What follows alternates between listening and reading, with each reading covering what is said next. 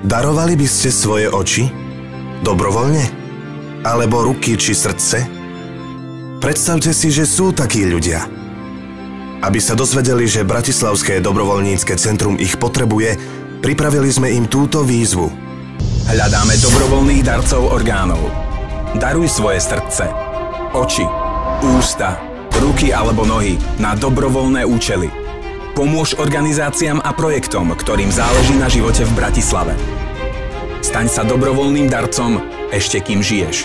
Všetky tebou darované orgány ihneď zúžitkuje Bratislavské dobrovoľnícke centrum.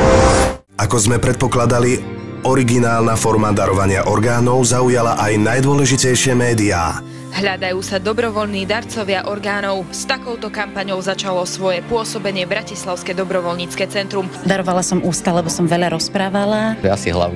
Ja by som povedal, že asi najskôr srdce, alebo možno ruky, pretože som priložil ruku k dielu. Aj vďaka tomu záujem o BDC stále rastie.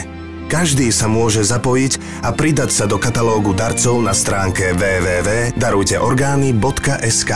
Odmenou pre darcov bude umiestnenie otlačkov ich darovaných rúk na stene slávy v BDC.